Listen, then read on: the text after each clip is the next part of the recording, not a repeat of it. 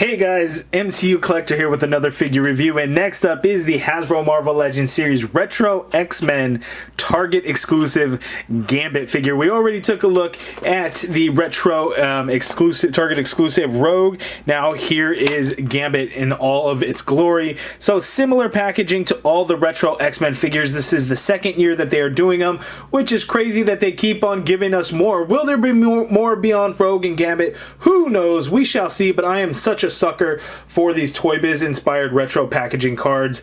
I'll buy every single one, and I buy two of them because I have to have two, one to hang on my wall and one to open. In some cases I don't have two, like the previous year's the Retro X-Men Wolverine, things like that. So some of those figures I don't actually have a second of. I don't have a second of that Cyclops either, or I think the Dazzler.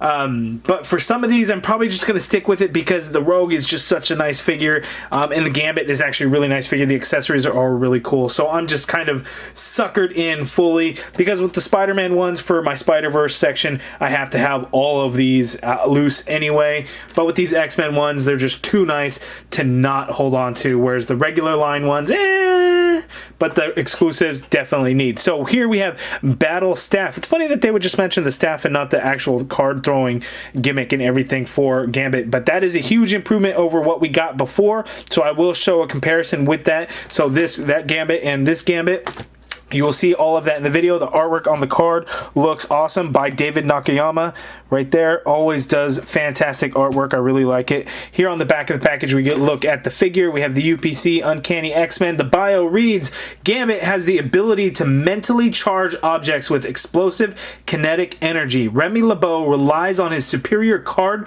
throwing abilities and lightning fast reflexes to turn the tide of battle in favor of the X-Men. There it is, 2 minutes in. Let's get to it. Okay, before we actually get into the review, I want to send a big shout out and thank you to my buddy Broker Quinn with Spooky Barn Toys. He found these at his local Toys R Us up in Canada. He picked them up and shipped them my way, so I appreciate you, brother, always helping me out and finding things up in the Great North. So thank you. Make sure to head over to Spooky Barn Toys at spookybarntoys.com for all you Canadian collectors looking to get your newest action figures. Okay, so here is the Gambit figure out of the package, and it is the exact same as the previous release from the Caliban Wave, so don't expect anything different from there. However, just like Rogue, the colors are different, but they did do a little change up with the accessories, which is definitely for the better. So let's zoom in, take a look at those accessories, compare it to that Caliban Wave, and then we'll take a closer look at the figure and see the things that they did on it. So let's do that now. Okay, so the accessories, his staff is the exact same, so there is nothing new about that, so no need for a comparison. It is the exact same. We get the same hands that he had come with on the previous release, you know, with the two fingers. He could hold the one of the cards in that hand. It's just done in this bluish purple color as opposed to the black color of the Caliban Wave version. So here we have the throwing card, and what they did on this is they gave it a much lighter pink color versus what we were given before. But as you can see, they actually painted the design of the card instead of just that effect piece being all the solid color. So that is a huge change up to what we got before, and it is just so much better that we get that. It's not as bright, unfortunately. I think it would have been better if it was still this bright color with the cards, but you know, we get what we get, right? It's nice that they even did that and gave us the 4 different suits, right? Hearts, Club, Diamond, and then Spade for the single one. I would not have expected Hasbro to actually do that, and it came out looking nice and clean, so I'm very pleased with that. So that is the differences in accessories. Let's look at the figure now. Okay, so here's a close-up look at Gambit. So one of the things that they did change, aside from the color, is they actually did give him different hair. So he's got kind of more of the flowy hair as opposed to the spiked hair look here. And they didn't give him any facial hair on this new one either. And then one thing that's odd is because the base of the head is in that purple blue color, you could kind of see it bleed through a little bit on the skin tone, which isn't bad. It's not super noticeable, but if you're staring at it, you can kind of tell. It's not that big of a deal. And then one thing with the eyes, so his pupils should have just been red, but what they did, and I don't know how well I'm able to get it zoomed in, is you could see there it's red, and then his eye is red, but then he's got the black pupil, but there's also the black around his eye. So there's just some weird things going on there. It should have just been black with a red circle, kind of like we got with this one here. That would have been a little bit more accurate, but you know, that's what they did. They have a nice shading in here on the hair to kind of give it some realistic looking texture, so that is kind of nice. I do think that I like this one more than this one. This one was okay at the time, but you know, definitely think this one is kind of the better one. It really has that animated series feel to it, but just like with Rogue, it's not 100% accurate to the animated series. In that show, she had a green jacket, right, and then black headband, and these didn't kind of flare out. Gambit is pretty close, so I guess there's that, but I just don't think that Hasbro can actually officially do these figures exactly based on animated series. I wonder if there's some kind of licensing or something with it. You know, the packaging might be one thing, but you know, in terms of the actual figures might be another. But I have absolutely no idea. I could be completely talking out of my ass and not know anything, and that's probably right. It's just that's my speculation and opinion on it.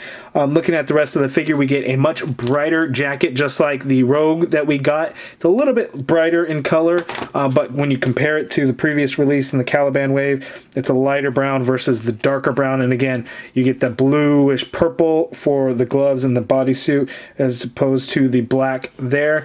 The torso piece, the blues are similar. We get a little bit brighter in here, but we actually, instead of getting that metallic paint like on the Caliban Wave one, we actually get these lines in there that are actually painted on, so you can see blue line work, whereas on the previous one it was just sculpted. They didn't actually do any paint in there, so that is a nice little change up. The torso piece is a brighter pink color as opposed to kind of this metallic pinkish color. I like the brighter color. It stands out a little bit more.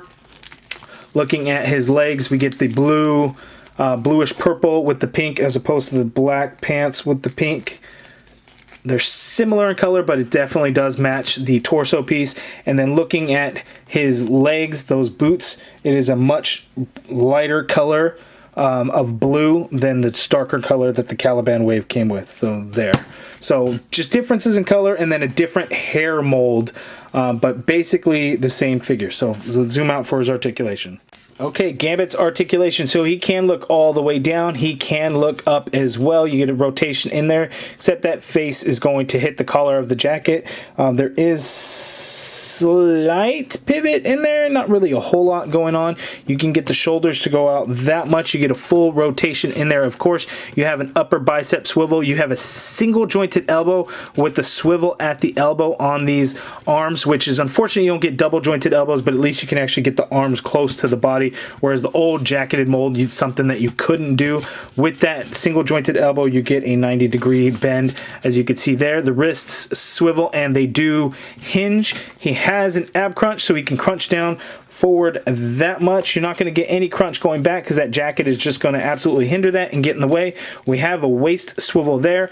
Legs go out that far apart only. He can kick forward that high.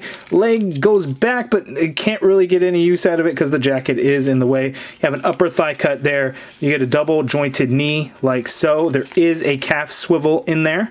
As you can see, foot hinges down all the way, hinges up a solid amount, ankle pivot and peg holes at the bottom of the feet. So same articulation, which is actually pretty decent. Just the only thing is that that jacket is just really going to get in the way of it.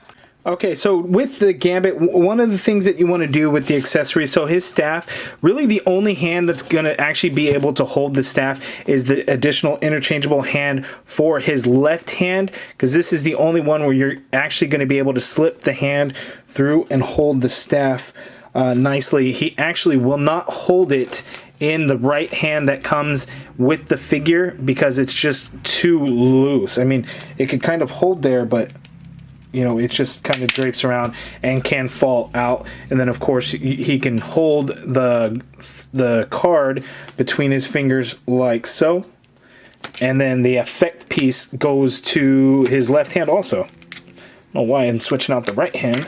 So I guess he only has the one right hand, and then the left hand he has the throwing effect, as you can see there. And that is painted nicely. The whole thing's done in that translucent pink color, so the skin tone and then the blue, they actually paint right on over that translucent color. And that came out pretty good. But just weird that he doesn't have any interchangeable hands for the right. It would have been nice if he had a right hand that could hold the staff a little bit better. And now that I'm looking at it, these might be different hands. Because this one, maybe it's just mine, but this finger's out almost like a trigger finger. Yeah, see, that's a trigger finger hand. And the other one is not. So this one, he was actually able, the Caliban one, he is actually able to hold the staff. It's been a while since that figure came out, so I don't remember it. Yeah, that one's not loose. So this new one, not sure why he came with this hand to where it just doesn't stay on there properly and just, you know, will end up slipping right through. So, kind of weird that they did that. That was interesting. So there's another big comparison between the two. Okay, and here is a side-by-side comparison of the two Gambits so you can see them overall. I'm curious to know which one you guys actually like a little bit more. I'm really leaning towards this new one. I actually really like the brighter colors compared to this other one. I do think, you know, the little 5 o'clock shadow that they put on this one's face came out looking really good, and I really like that. But I do definitely like this new one a bit more. It's unfortunate that he can't hold the staff with that right hand, but the effect pieces being updated with the card prints on there just came out looking really good, and I'm very happy for that. Now, we can do a head swap, but a couple of things are going to be a problem with that, as the color isn't going to make sense because you have this headband piece, part of his bodysuit, that's going to be a different color. It's just not going to match. Now, of course, the heads are going to fit because the head sculpts themselves are the same. It's just the hair mold that is different. So you could do that, and if you have somebody that can paint, or if you're able to paint, you could always do that as well if this is something that you wanted to look into doing. But it pops on there. So this one would look really good as well if you had that head piece actually painted around, and that would be a very good overall look as well. Okay, so here we go. We have the originals, the Juggernaut Wave Rogue, the Caliban Wave Gambit, and the two new Target exclusive retro Rogue and Gambit. Which two do you actually prefer? Do you like the two originals, or do you like these two new ones? Now, Target put them up for pre-order today out of the blue. I actually heard that they would not be online whatsoever due to all the concerns of pre-orders that people have had with Target allowing bots to order up everything, and it basically being impossible to get pre-orders in. So I thought they were going to bypass that route and do in-store only, which would have meant more stock for stores to have and greater chance of collectors to get, as opposed to online, everything sells out quick or whatever the case may be. But they did do it right today. It was the Rogue was available for a couple of hours before it ended up selling out. You were only able to order one Rogue, so that really helped limit the bots being able to get them all up. So I know a lot of folks were able to get it. I know a lot of folks missed out. Street dated for November 29th. Be on the lookout. Gambit's DPCI is 087167571. So be on the lookout, but whatever, just on November 29th, you should be able to go into your local Target store, and hopefully it will be out. If it's not, and don't be surprised if it's not out on the floor, ask somebody to go into the back and look. Give them the DPCI, and then hopefully they can actually look it up, or have them scan the barcode. You know, check out my post on Instagram. Have them just scan it right from your phone. Hopefully they have it, as I think most stores should already. And I know that in Texas there are some stores that already have Rogue, but again, street dated for November 29th. They're not gonna let you go to the back and get it out for you. Now, the street dated in the system, will it actually register lock? That we don't know, because unfortunately there's been nobody that's had the opportunity to try. Kind of like with Negative Zone Spider-Man. He was not street dated whatsoever, but in the system it never showed a street date either, so that was a different story. These two are actually showing up as street dated in the system, so we shall see if they're going to be register locked, because I'm sure somewhere they'll make it out on the floor. Somebody will grab them all excited, go to the checkouts, and Target's just going to yank them out of their hand. and not let them buy it. So hopefully that doesn't happen. Hopefully you are able to just scan it through. If not, November 29th, be there. On the 28th, you're probably going to want to check online to see if they're going to have a store pickup option, so be on the lookout for that. That is the review. If you guys liked it, please hit that thumbs up button, subscribe if you haven't already done so. Let me know down in the comments below your thoughts on these figures and which do you think are better. And as always, guys, thank you for watching.